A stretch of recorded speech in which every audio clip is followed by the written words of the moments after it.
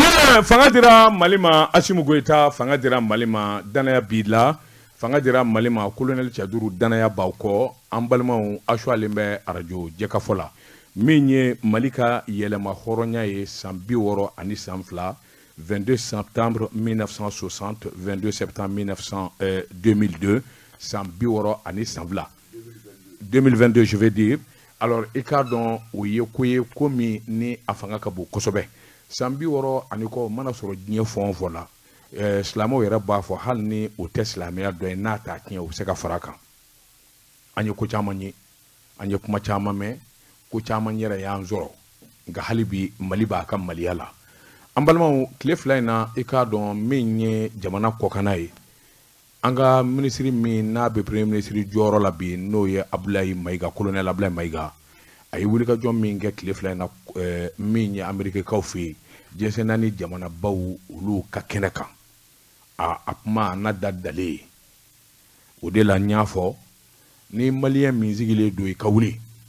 ni min wulilen don i k'i jɔ i k'i labɛn sabula faama dunu tɛ fɔ ni wɔlɔsɔ ye an ka faamaw ja gɛlɛyara k'u ja farinya o sɔrɔla malidenw na a danaya ni kanubandiya min bara ka bɔ an na ka ɲɛsin u ma o de y'u se nin seyɔrɔ la colonel Abdoulaye Mayiga a ma tɔtɔ ko la kunungo kuma minnu fɔra a fɛ fɔlɔfɔlɔ ni faamaw bɛ kuma u bɛ tegelemaliw de kɛ ka tɛmɛsɛw fɔ nka vis-à-vis denmisɛnw ɲuman na vis-à-vis de Kinshasa a kɛra o ye k'i ta i tɔgɔ ma k'a f'i ɲɛna para diɲɛ bɛɛ lajɛlen ɲɛna tubabu ma to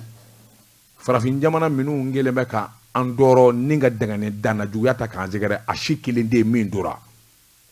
o b'a jira k'a fɔ an sera yɔrɔ dɔ la segili kuma tɛ yen an tɛ segin an kɔ bilen dɔ de bɛ fara nin kan sabula maaw ɲɛna a bɛ dan yɔrɔ o yɔrɔ a tɛmɛnen don bɛɛ kan n'i ye Mali faamaw fana ja gɛlɛyalen k'u farinya c'est parce que u dalen don a la quelque part maliden bɛɛ b'u fɛ maliden bɛɛ b'u kɔ sisan de y'an wuli kuma ye sisan de ye jija kuma ye sisan de ye bolodi ɲɔgɔnma ye sisan de ye kelenya waati ye i kɛra politikima ye o i tɛ politiki yɛrɛ la o i kɛra foroba baarakɛla ye o i kɛra maa kalannen ye o i yɛrɛ ma fɛn dɔn o i kɛra Mali kɔnɔ sigibaa ye walima i ye maliden ye min bɛ jamana kɔkan o nin bɛɛ lajɛlen jɔyɔrɔ bɛ jamana taabolo la Abdou Touré i ni tile an b'a ni tile alors Abdou i k'a dɔn an bɛ Tunkarankew ka kɛnɛ kan i k'a dɔn ne kɔni ye kuma kun tigɛ ka ban 22 septembre Mali ka yɛlɛma hɔrɔnya yɛrɛta san 60 ani san 2 i k'a dɔn wulikajɔw bara ka kɛ su o su n'a bɛ ja kabini fitiri i b'a manaw ye siga t'o la min ye an ka premier ministre ye kuma ni kuma minnu bɔra da lakali t'a kɔfɛ sabula diɲɛ bɛɛ lajɛlen bara k'a lakali bi diɲɛ bɛɛ lajɛlen bara ka ɲininkali kɛ nin bɛ kɛ kɛcogo jumɛn in na Mali ta kɛra jagɛlɛya ni jafarinya da ye Abdou foyi t'a kɔfɛ karamɔgɔ Daba Tunkara sabula an bɛ don min na i n'a fɔ bi fɛn b'a kɔfɛ fɛn t'a kɔfɛ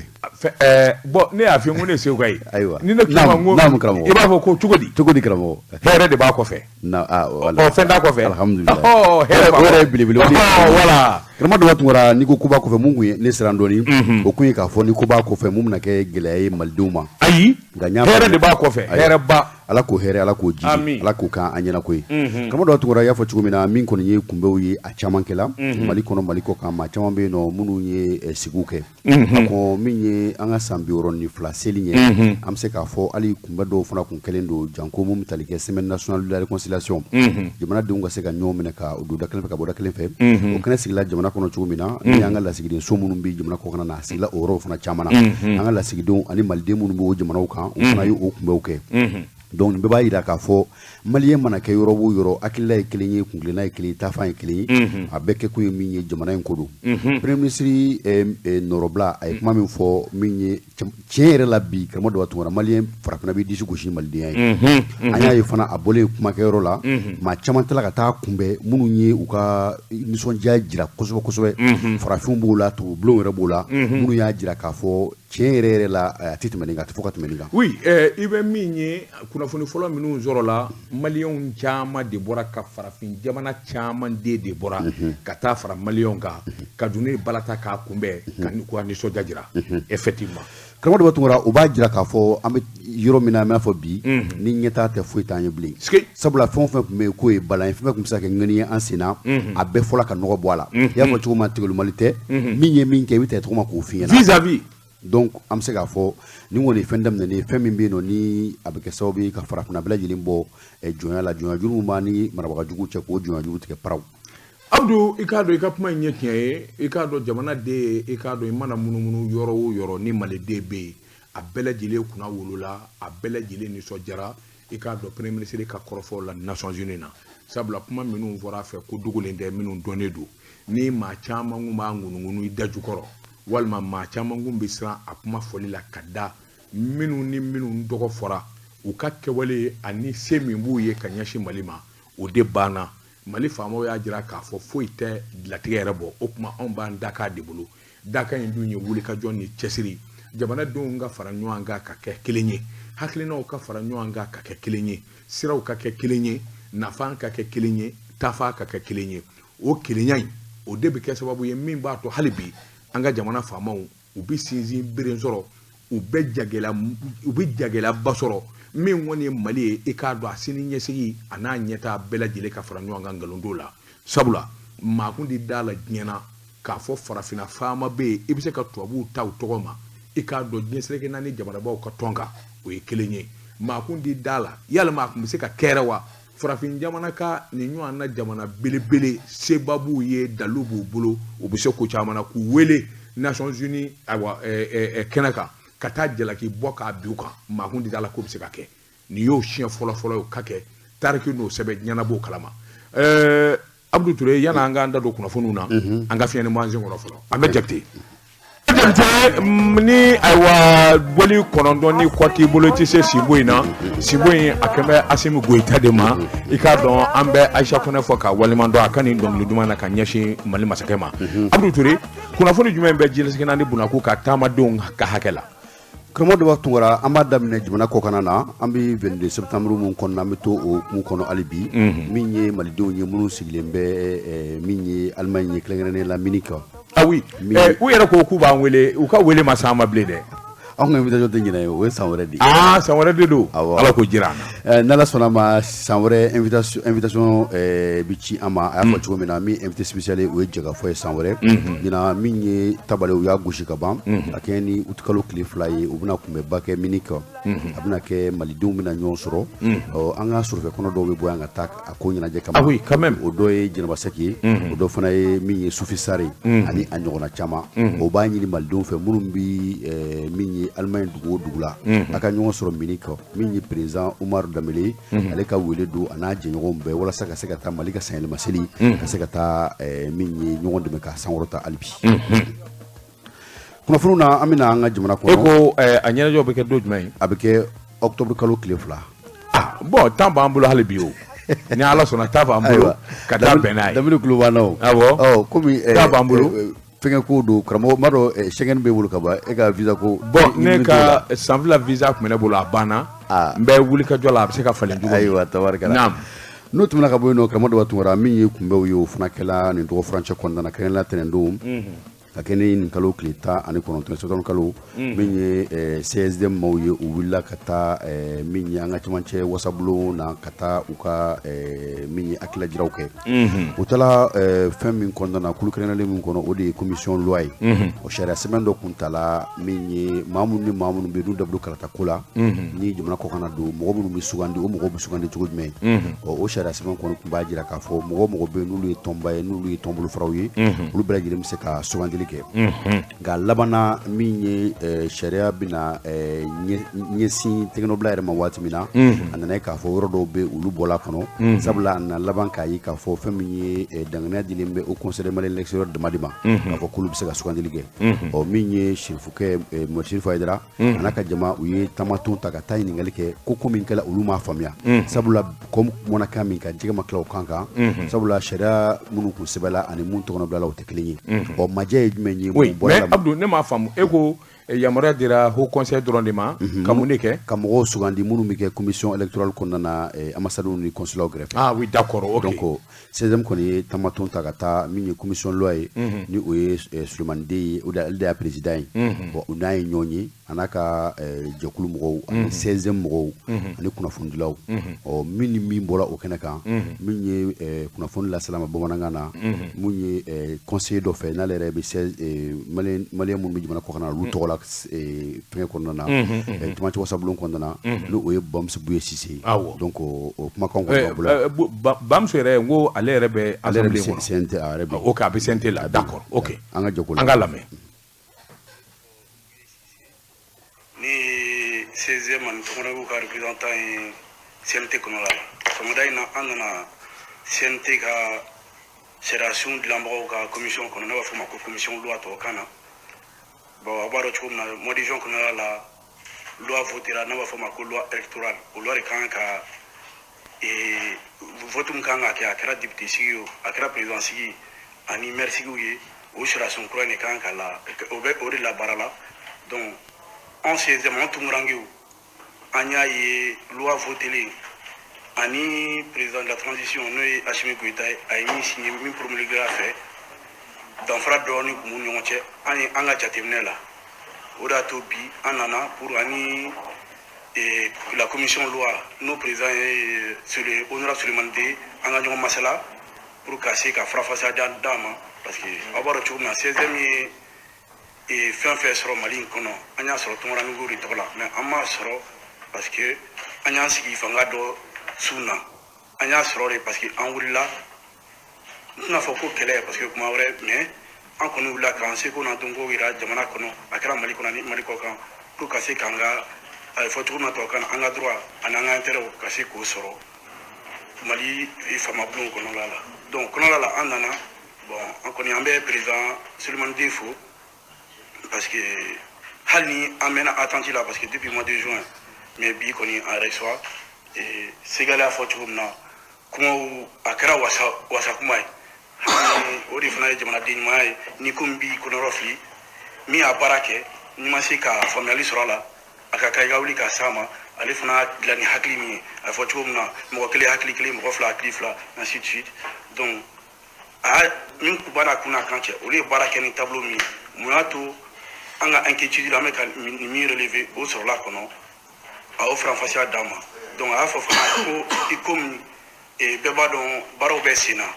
Mali sariyasunba n'a bɛ fɔ o ma ko constitution o kan ka falen institution kuraw olu kan ka créer dɔw b'a la ko Sénat ko kan ka créer n'o ye wasabulon dɔ ye o bɛ sɔn ka bila au conseil des collectivités territoriales place la o fana bɛna kɛ wasabulon an bɛ se ka fɔ wasabulon filanan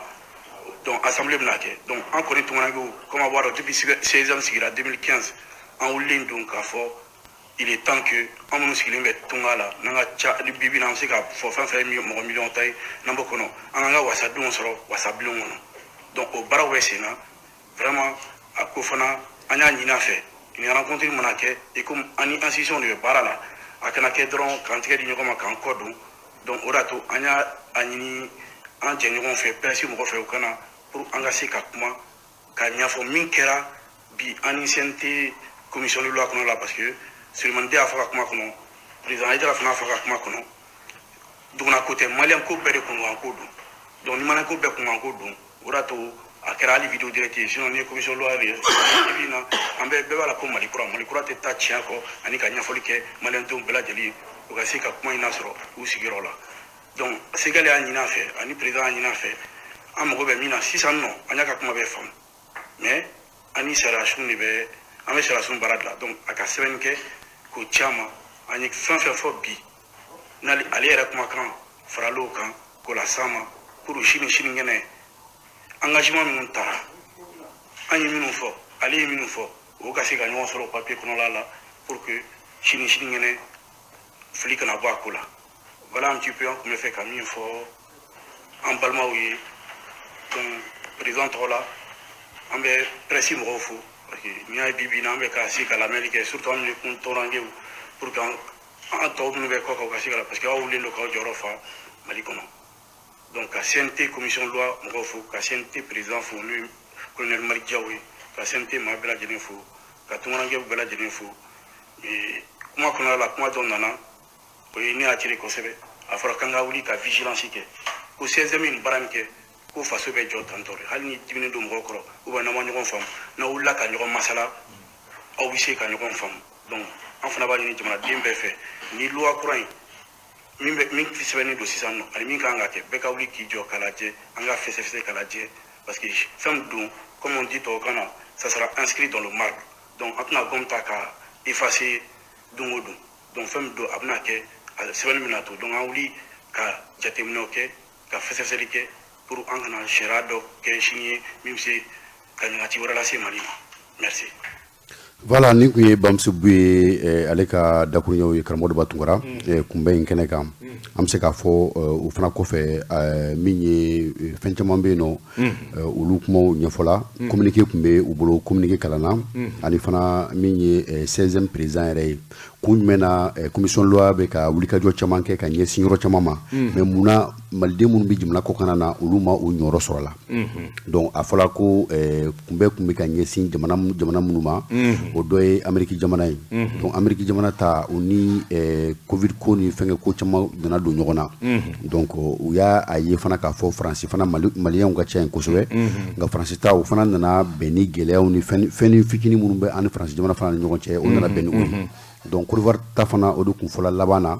a fɔra Côte d'Ivoire ta fana nana bɛn ni waati ye bɛɛ lajɛlen b'a dɔn fɛn min bɛ yen nɔ donc an bɛ dugawu kɛ Ala k'a bɛɛ lajɛlen nɔgɔya Amérique ta bɛ kɛ visioconférence ye awɔ. Quand même, il faut le dire parce que commission loi et cadre hakilina min tarou fait bon peut-être que c'est demi mingue c'est une très bonne approche le fait que ka wuli ka jɔ kɛ ka ɲɛfɔli kɛ k'a fɔ fili donna na walima jɛngɛna dɔɔni i k'a dɔn hakilila kabini n'o kɛra kabini a daminɛ na a bɛ kɛ sababu ye i k'a dɔn fili wɛrɛ kana kɛ min ye ayiwa correction ye olu kana n'o tɛ n'i ye assemblée CNT yɛrɛ ta bi k'a lajɛ Haut Conseil b'a kɔnɔ 16e bɛ yen u bɛ minnu tɔgɔ fɔ o de ye maliyɛn minnu bɛ jamana kɔ kan bon n'a fɔra k'i bɛna commission wɛrɛ sigi olu ma y'a la i k'a dɔn a fili barika ka bon kosɛbɛ moi je pense qu'ils ont bien fait d'attirer l'attention a bɛna kɛ sababu ye fili caman bɛ yen o ka se ka dɔn quand même 16e c'est une très grande association aujourd'hui qui répond à tous les normes représentant quand même les Maliens établi à l'extérieur. O kɔfɛ karamɔgɔ Deba Tunkara min ye président fana ka dakuruɲɛ fila bɛ yan n'a sɔrɔ an bɛ se k'o fɔ Mohamed Chérif Aïdara. An ka lamɛn. Présentation. Aïdara Chérif Mohamed, président du Conseil supérieur de la diaspora malienne, secrétaire chargé à l'immigration et à l'immigration au sein de la société civile malienne. Nous avons été interpellés par nos compatriotes établis à l'extérieur et que la commission de loi, après la promulgation de la loi électorale, ils ont fait les 19 régions de Mali pour expliquer cette nouvelle loi électorale. Il se trouve que le Mali est composé de Maliens établis à l'extérieur et de Maliens établis à l'intérieur. Jusqu'à date, les Maliens qui sont établis à l'extérieur attendent leur visite pour échanger afin qu'ils comprennent et s'approprient de la loi électorale. Nous avons réitéré la demande des Maliens établis à l'extérieur. Il nous a fait comprendre qu'ils ont voulu aller à Abidjan, parce qu'Abidjan, en Côte d'Ivoire, c'est un Malien sur deux vit en Côte d'Ivoire, et aller en France. Et ils ont proposé de faire une restitution par vidéoconférence. Le grand frère Hamidou Smaïga a souligné qu'après Abidjan, c'est le Ghana, il y a le Niger. Donc ils l'ont aussi intégré. C'est juste pour vous dire que, Inch'Allah, il y aura une restitution. Et que chacun de vous pourra comprendre. Peut-être que ce que nous avons observé dans la nouvelle loi, peut-être vous trouverez d'autres observations. On espère que ces observations, quand vous le ferez, seront prises en compte. Je voulais juste ajouter cet aspect,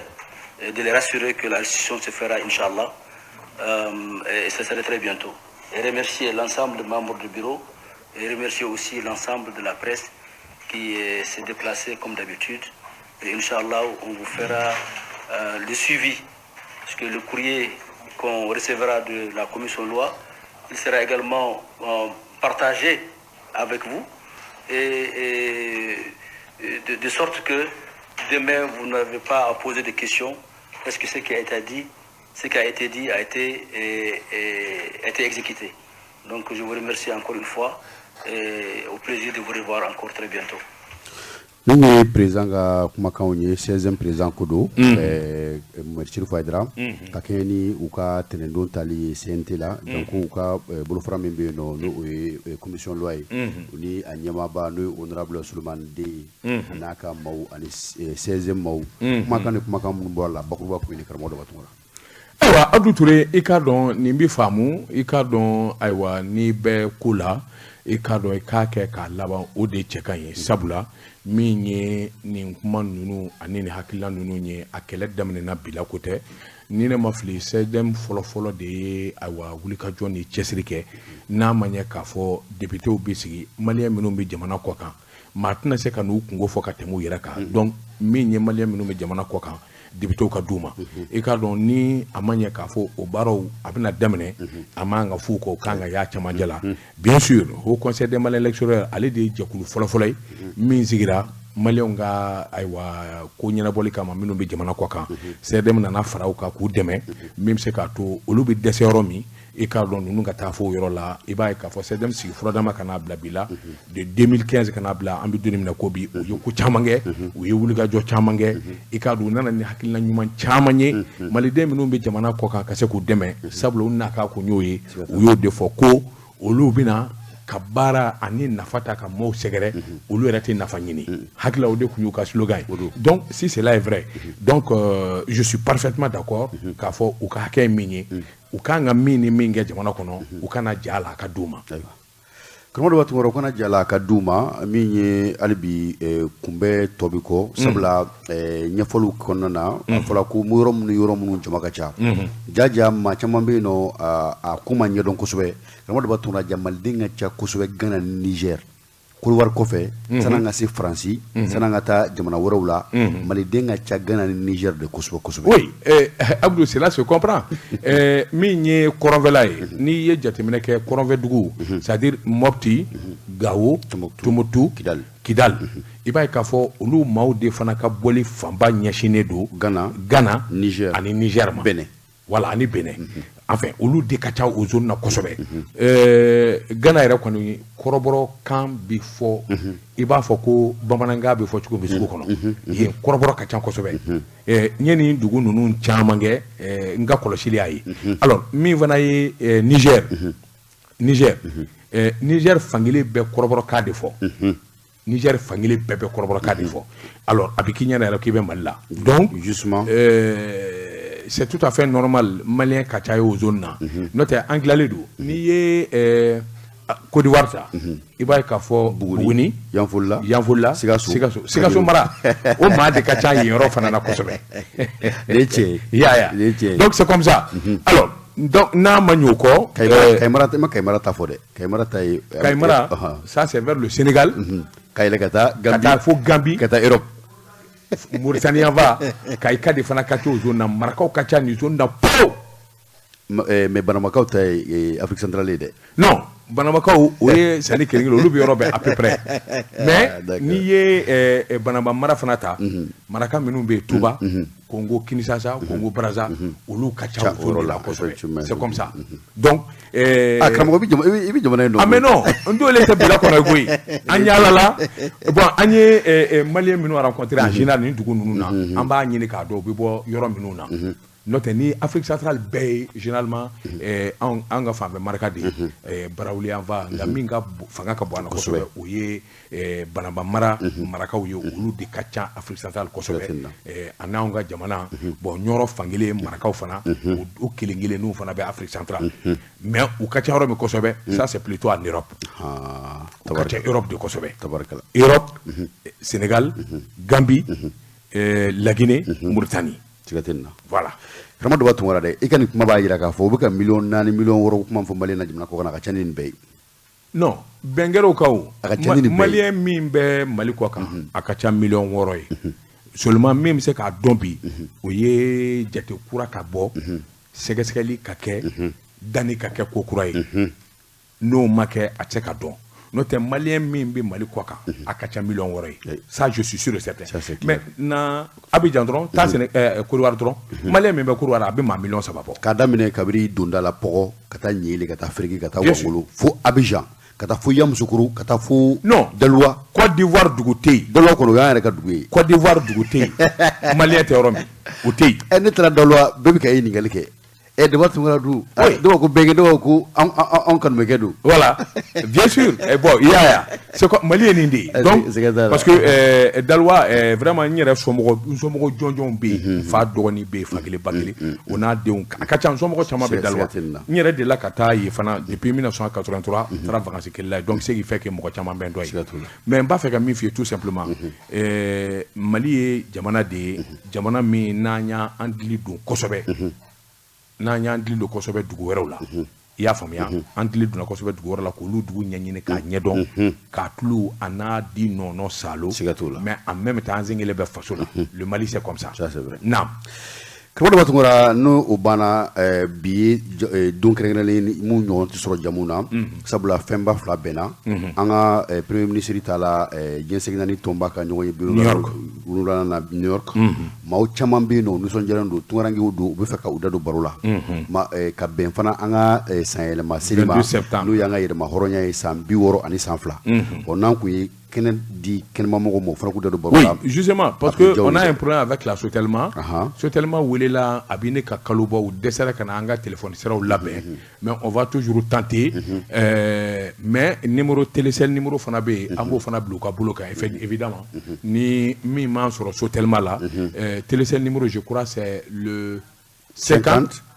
41 22 22 voilà 50 41 22 22 où il était le numéro où ce qu'on tentait fana nous au sinon numéro 3 minumbe où fana tenté 20 24 78 78 20 24 98 98 donc c'est quand les numéros un peu tenté nous c'est quand on mina tant mieux alors Mali anga kuna wolo ni chesere ni wulika jobbi dantala mi anga premier ministre no ye colonel Ablaye Maiga e Mali don kuna wolo e ka don our Nations Unies tribunal la bebora kalama beyame otemene ngofe anga yelema horonya sambi oroni sanfla malien manake yoro woro ni timbali kono ngono baro indabolo de kama biseki dadwala ami segi téléphone numéro kan 50 41 22 22 50 41 22 22 évidemment et puis 00 223 ke follow et puis sera ka 50 41 22 22 ke nimo soro et puis 76 20 24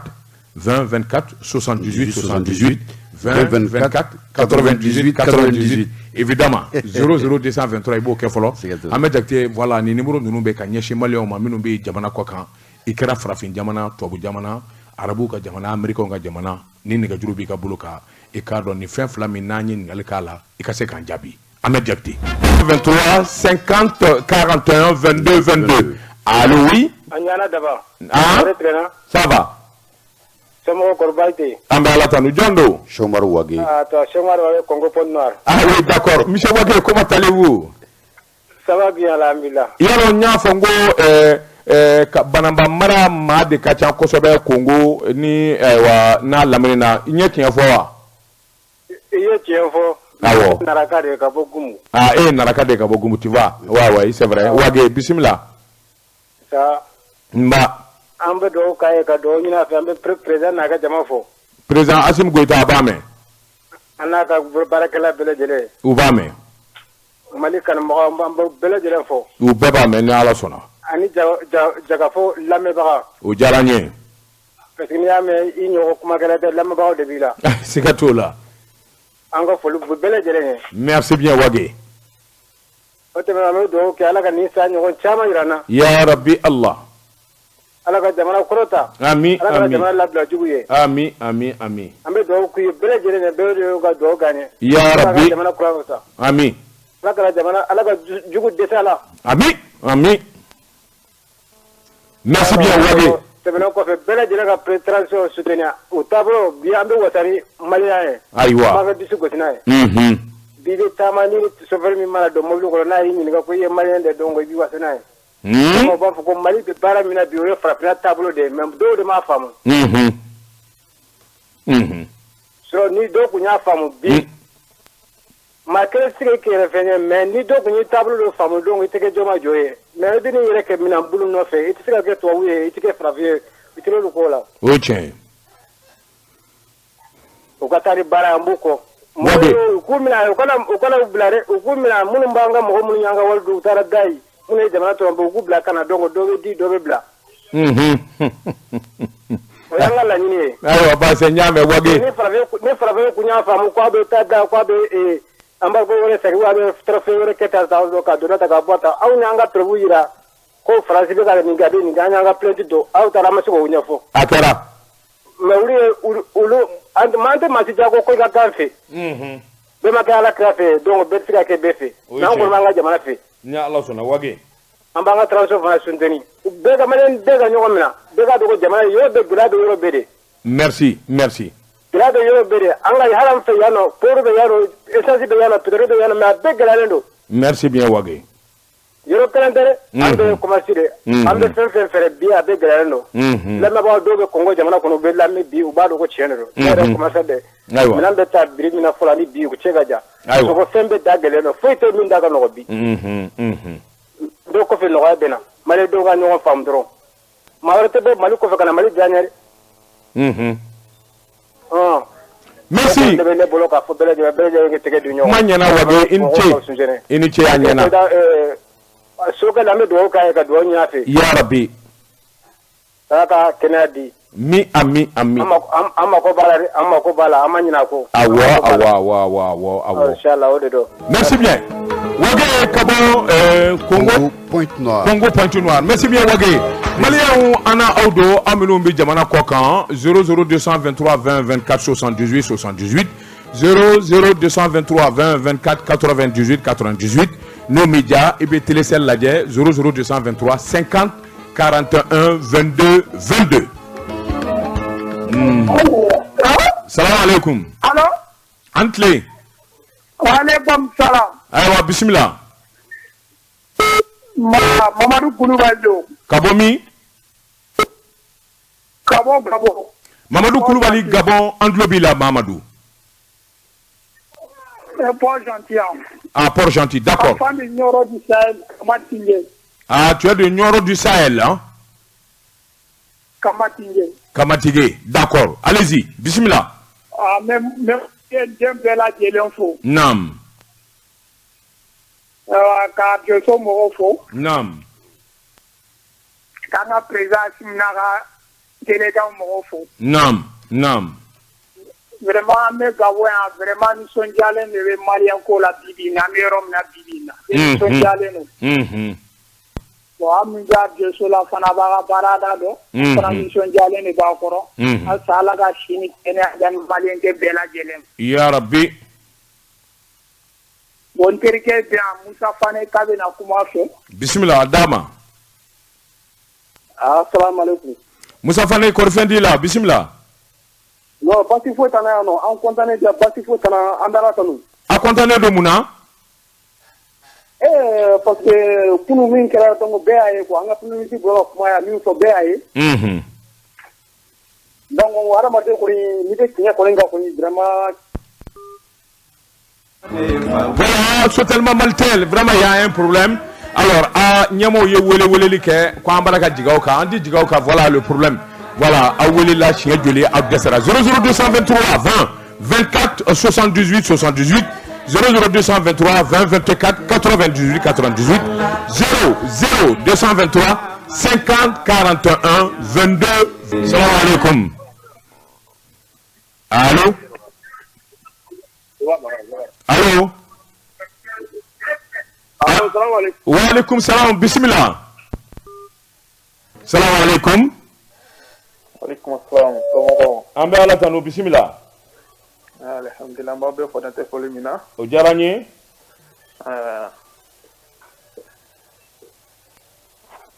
Allô? Allô oui? Ouais, d'abord tu m'as comment Ça va, Antlobi la Diondo. Sadio Dabele Espagne. Sadio Dabele Espagne. Bismillah, Sadio. Ah, ok, vraiment mes transitions fort. En bas pour tout le monde bonne fête. Merci. Alors Santiama Irana. Amin. Ya Rabbi Samarita ka sura be dinga mi wona la ka to samarita ka sura mboro kono. Ya Rabbi. Ala ka mali basigi. Ya Rabbi. Ala ka hamben kelema ka den sabata ni anta fe jamano be ni wonte. Amin, amin, amin, amin. Ah, d'accord. Merci bien, merci. Ok, nous voilà, on a bela jelen fo bevi ite sire halibi. Aha. Maliko be jomi na bebe atenya fo amera ke kelen. Awo. Voilà, ni en parla ni wa aka cha ala fe ala bande men quoi. Ni ala sono bike. Ah, an kon be to mali halbi ala ka mali deme. Amin, amin, amin. Ala ka sire kan bela jelen. Merci bien, bonne fête. Comme Malien Berniclé, Espagne. 00223 20 24 78 78 00223 20 24 98 98 00223 50 41 22 22. Garnaka va passer vous. Kouyaté quoi une clé? En clé. Allô? Somo Bedi. Basu ko te alhamdulillah. Jondo. Morbo dugure do kabo Guinée Équatoriale. Morbo dugure Guinée Équatoriale. Bismillah Morbo.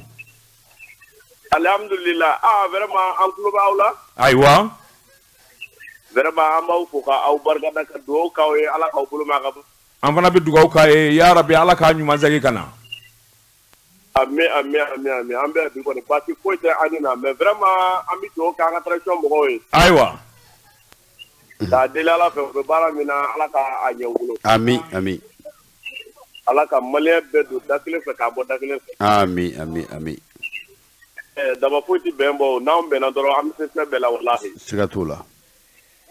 Wala an ka bɛn dɔrɔn. A diyala an ye Modibo. Ala ka dugawu minɛ. An bɛ dugawu kɛ dɔrɔn ala ka hakili ɲuman di Mali politicien ala ka hakili ɲuman di u yɛrɛ ma. Amin, amin, amin, amin. Maa o maa bɛ Mali juguya la an bɛ ala deli ala kana kɛnɛya d'a si ma. Amin. Ala kana lafiya d'a si ma. Ayiwa. Maa min ko Mali fana ka taa ɲɛ an bɛ ala deli ala ka hali bi ala k'o yɛrɛ taa ɲɛ. Amin, amin, amin, amin. An bɛ ala deli ala ka hɛrɛ kɛ Mali ye ala ka Mali wasa. Amin, amin, amin, amin. Ayi kɔnɔ embargo tɛ dɛ u kana da embargo ma u ka dugukolo ni kɔlɔnkɔlɔ meleke ala sɔnna a ma Mali kɔni Mali bɛ taa yɛrɛ de adamaden ye k'i yɛrɛ ye dɔrɔn. Dugure. Ni kɛri yɛrɛ ye dɔrɔn a bɛ ɲɛ quoi n'ala sɔnna. Inshallah. An b'a. Nin diyara n ye Modibo nin diyara n ye Dugure. Maliyɛn minnu bɛ jamana kɔ kan na an bɛna sɔrɔ tubabu dugu ka taa se farafin jamanaw ka taa se Europe fan o fan aw ka jamukan de ni allo. Allo. Ani tile. Somɔgɔw ka kɛnɛ. Baasi tɛ yen nɔ. Daba Tunkara bɛ yen. Daba Tunkara a bɛ yan nɔ. Gayini Abudu de bɛ kuma na sisan. Tɔgɔ duman jamu duman baasi tɛ yen. Ne tɔgɔ ye Basegu Kuyate. Basegu Kuyate. Garanakaw ka Basegu don wa? Kuyate. Kɔri mantɔrɔ tɛ yen. Ni Basegu bolo nɔ ye dɛ nin y'a bolo nɔ ye. Basegu. I ni baara i ni juru. Nba. Mantɔrɔ tɛ yen nɔ. An bɛ k'a ka émission lajɛ. Ayiwa.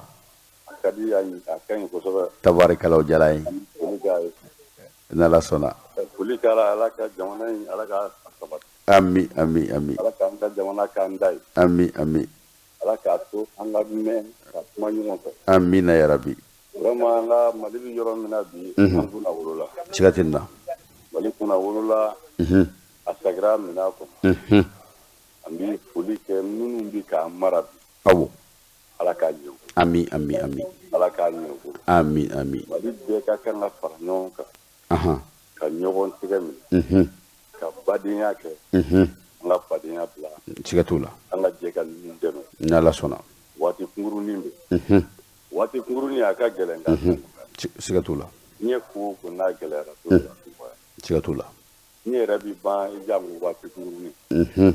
Donc vraiment an bɛ foli kɛ an ka jamana. Ni Ala sɔnna a ma. Hakilila min b'u la jamanaden bɛɛ y'u hakilila faamu. Jamanaden bɛɛ y'u hakilila faamu o hakilila ye jamanaden fanba bɛɛ hakilila ye. Donc vraiment an b'a ɲini Ala fɛ Ala ka jamanaden tɔ bɛ nati u ka côté la. An ka jɛ ka kan kelen bɔ. N'Ala sɔnna a ma. Kuma min bɛ ne fɛ. Vraiment o ye dugawu kɛ. O diyala n ye. N ka ɲɔgɔn min na dɔrɔn. L'union qui fait la force.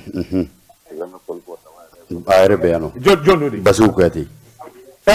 Garba Jalikɛ. Fe. Ne ko kɔrɔfɔ de t'i la. Bamananzari ne ya. Dama bɔ jali. Jalikɛ b'a la o bamanin tile la jalikɛ tun bɛ yan.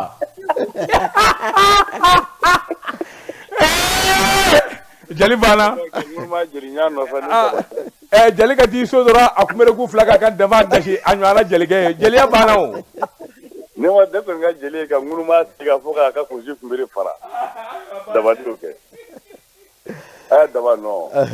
non vraiment ala k'a kɛ émission ta ɲɛ ami jala ko kosɛbɛ a y'a jija n'ala sɔnna ma merci bien k'a bɛ yɔrɔ caman sɔrɔ bi inchallah vraiment a y'a jija a ka mɔgɔw wele ka na an ka fara ɲɔgɔn kan n'ala sɔnna ma inchallah an ka kɛ ɲɔgɔn fɛ ka don da kelen fɛ ka bɔ da kelen n'ala sɔnna ma balimaw wele la inchallah jate am to hali bi min ye turankew ka kɛnɛ kan an bɛ taa amerikikaw fɛ yen nɔ kunbɛ min kɛla yen nɔ ni o kɛla new york min ye ɲɛmaa minnu tun bɛ kɛnɛ kan min ye Fatumata Jara madame Ba a fana tun bɛ kɛnɛ kan premier ministre ka tun bɛ kɛnɛ kan an n'a bɛna dakuru ɲɔgɔn falen ɲɔgɔn na madame Ba ani tile somɔgɔw ka kɛnɛ baasi foyi t'an na anba madame Ba e bɛ jɛ ka fɔ kan émission diaspora kɔnɔna na premier ministre tala ani min ye jɛrɛjɛkulu caman ministre min bɛ jamana kɔkan ko ɲɛnabɔ o fana tun b'o la nka premier ministre kumana min ye Nations Unies tribune kan u ka ɲɔgɔn ye 77 kɛnɛ kan ka kɔn o ɲɛ walima a bannen kɔfɛ maliyɛn minnu bɛ Amérique je crois que premier ministre ni aw ye ɲɔgɔn ye awɔ a kɛla cogo di aw yɛrɛ ye kunbɛn in ye cogo jumɛn a ye nisɔndiya jumɛn sɔrɔ a la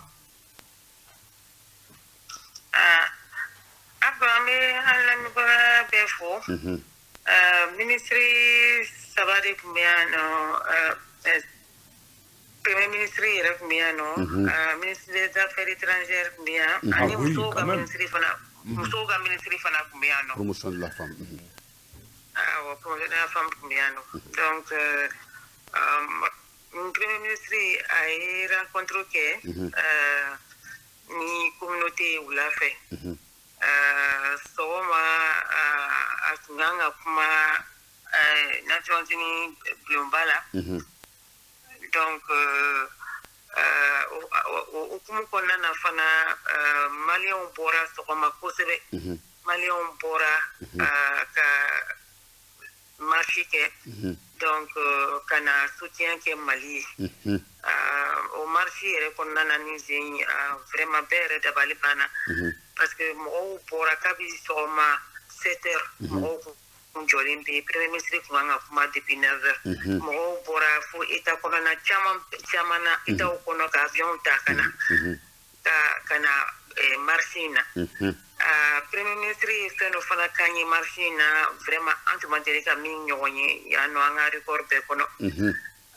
marche la a tagatɔ Nations Unies na a fɔra ye ko maliyɛnw bɛ na jɔ ka marche kɛ yɔrɔ min a tɛmɛtɔ a nana a ko Américains ka sécurité ma ko k'u jɔ ale ka bɔ a ye mobili jɔ ka bɔ k'a jɔ ka maliyɛnw fo fɔlɔ ka sɔrɔ ka continuer ka taa ka discours kɛ ayiwa a taara ka discours fana kɛ a segitɔ fana a tila ka jɔ tuguni ka bɔ tuguni ka na bolamasegi kɛ maliyɛnw ye tuguni ka sɔrɔ ka continuer ka taa ka hôtel la donc vraiment o kɔni o bɛ to an bɛɛ kɔnɔ fo saya parce que n'i bɛ effort k'i ka jamana ye ka se ka na a b'a dɔn nin ci gɛlɛn min b'a bolo o bɛɛ kɔnɔ a ko i jɔ ne ka n jɔ ne bɛ n ka mɔgɔw de fo fɔlɔ yanni n ka taa kuma vraiment o sumani an sigi ma an b'o o ye souvenir ye min bɛ to an kɔnɔ fo saya vraiment parce que o ye bonya de ye ayiwa n bɛ fɛ ka kuma discours fana kan dɔɔni a taara a ye discours min kalan maliyɛn bɛɛ content na ne yɛrɛ maliyɛn dɔw yɛrɛ ko ne ma kunu ko bi kɔni ale ka maliyɛnya kɔni ale sɔnna ye k'ale ni mɔgɔ ye marifa kɛ k'ale faga bi k'ale bɛ sa maliyɛnya kɔnɔ tellement que discours nin diyara ale donc vraiment a kɛra a premier ministre a y'an kunna wolo yan kosɛbɛ wulafɛla la maintenant a sɔrɔla ka communauté rencontré communauté ka rencontre yɛrɛ fana ne yɛrɛ san joli bɛ New York yan ma deli ka ni ɲɔgɔn rencontré parce que jama nana fo u obligera ka datugu de sigiyɔrɔ banna fo kana mɔgɔw jɔ ka kɔfɛla bɛɛ fa jamana ala bana u obligera de ka da sɔgɔsa pour que dɔ yɔrɔ kana se ka dewɔrde wa bɛɛ fana y'a lamɛn kunbɛn in na a ye hakilisigi kumaw fɔ an ye a ye encouragement d'an ma halisa k'a fɔ maliyɛnw ka bɛn an maliyɛn dama an ka bɛn parce que pour que an ka se ka mɔgɔ wɛrɛ kɛlɛ kɛnɛ ma il faut que anw yɛrɛ bɛɛ de k'an bolo di ɲɔgɔn ma maliyɛn den bɛɛ de ka kɛ kelen ye fɔlɔ k'a daminɛ Kidali la ka na Bamako ka na Kayi ka na yɔrɔ o yɔrɔ an bɛɛ de k'an bolo di ɲɔgɔn ma fɔlɔ an ka sɔrɔ ka jugu kɛlɛ parce que n'i y'a ye jugu bɛ s'an na c'est parce que anw yɛrɛ de fana tɛ ka ɲɔgɔn minɛ oui madame vraiment a ye encouragement madame Ba Fatumata Jara ne yɛrɛ ka madame Poupée e yɛrɛ bɛ baara kɛ Nations Unies na dis-moi a ka discours in tɛmɛnen kɔfɛ aw minnu bɛ baara kɛ Nations Unies na yalima a baarakɛ dama min bɛ yen a kɛra américain a kɛra tubabu ye a kɛra farafin ye yalima u ye mun fɔ ye en tant que malienne qu'est-ce que tu as senti? Bon discours là à vrai dire ni assemblée bɛ kɛ jamana bɛɛ de n'a ka mɔgɔw bɛ na donc Nations Unies yɛrɛ baarakɛlaw tɛ kɛ o yɔrɔ la mɔgɔw tɛ kɛ yen nɔ en tant que Nations Unies parce que assemblée kɔnɔ président min mana na ou bien premier ministre min mana na o n'a ka délégation de bɛ kɛ yen bon ni min ka jamana fana bɛ kuma o fana ka jamana mɔgɔw de bɛ kɛ yen nɔ. Oui, à tɛmɛnen kɔfɛ quand même à tɛmɛnen kɔfɛ tu as rencontré des Américains, des Français, beaucoup de nationalités. Et il y a un sentiment de Menyoula en tant que malienne. Et qu'est-ce qu'ils t'ont dit? Oui, à tɛmɛnen kɔfɛ kɔni vraiment bɛɛ fierté kun bɛ bɛɛ la. Bi kɔni surtout pays africains an ye marche yɛrɛ min kɛ n yɛrɛ ɲinɛ n'o yɔrɔnin kɔ tiɲɛ don vraiment an b'an sigiɲɔgɔnw fana fo parce que an ka marche yɛrɛ kɔnɔna na Tchadiens nana Guinéens dɔw tun bɛ yen Ivoiriens dɔw tun bɛ yen Sénégalais dɔw tun bɛ yen étrangers fana tun b'an cɛ la marche in na minnu nana ka na an dɛmɛ marche la bi bi in na kɔni pays africain tɔw kɔni u bɛɛ bolo falen bɛ Mali la bɛɛ de ko Mali de bɛna kɛ Afrique sauvelan ye. Madame Ba, vraiment c'est vraiment intéressant RB America ka ca san caman ye i yɛrɛ bɔra k'a fɔ i ka kuma na ni ɲɔgɔnna faama kunbɛ a bi faama ka kɛ e yɛrɛ faamana i ma deli ka nin abada ala ni maliyɛn bɔra simultanément bɛɛ bɔra maliko de la bɛɛ bɔra jamana ka di ye bɛɛ bɔra an bɛ transition kɔ ni e yɛrɛ bɛ welewele da min kɛ i bɛ mun fɔ? Ne bɛ welewele da min kɔni kɛ n b'a fɔ an ka ɲɛmɔgɔw ɲɛna halisa u bɛ sira min kan u ka to o fɛ premier ministre yɛrɛ ka kuma kɔnɔ a ko jamana tɔw ma a ko aw t'a fɛ min ka k'aw la min man di aw yɛrɛ ye aw kan'o kɛ mɔgɔ wɛrɛ la ne yɛrɛ min yɛrɛ tɔmɔ a ka discours in kɔrɔ o de diyara ne ye parce que n'i t'a fɛ ni min man di e yɛrɛ e bɛ fɛ k'o kɛ mɔgɔ wɛrɛ la cogo di? O ti ɲɛ. donc o kɔni na a y'o min fɔ o de ye kuma yɛrɛ bɛɛ lajɛlen ye anw tɛ se k'an sigi an ka jamana kɔnɔ ko mɔgɔ wɛrɛw kana a fɔ a y'aw ka jamana kɛ tan a y'a kɛ tan donc ne kɔni ka kuma laban ye min ye maliyɛnw an ka to ɲɔgɔn kɔ an k'an bolo di ɲɔgɔn ma parce que n'i y'a ye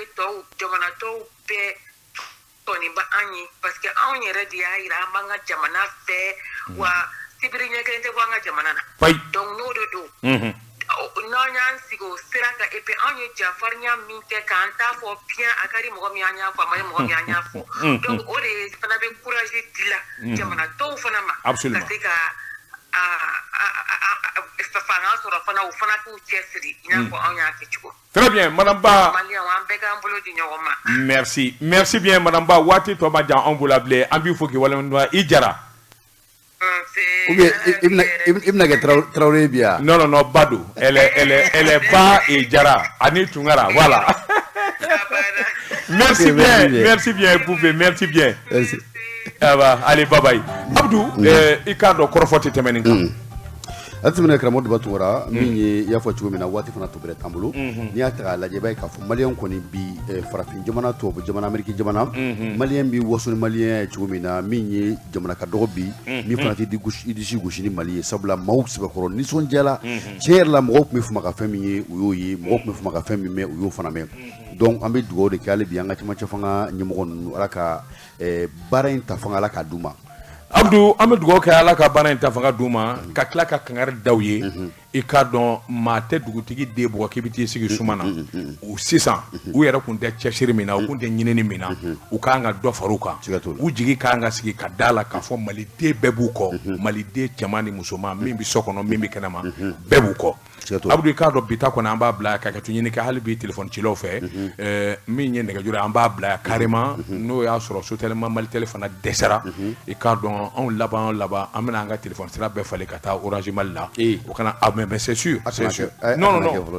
an ye ɲɛmaa joli joli wele ɲɛmaa joli joli y'an wele k'a fɔ k'u y'a mɛn an ka téléphone bɛ ni problème na k'u bɛna dilan hali bi an b'o cogo kelen na ça veut dire que vraiment il y a pas de suivi à Sotelema Malitel c'est vraiment dommage désolé Sotelema Malitel i k'a dɔn marakukaw de ta don maliyɛn ta tɛ parce que ni maliyɛnw ta don san b'a sɔrɔ a dilanna et c'est vraiment dommage Ahmed Jakite bolo tun bɛ nɛgɛ la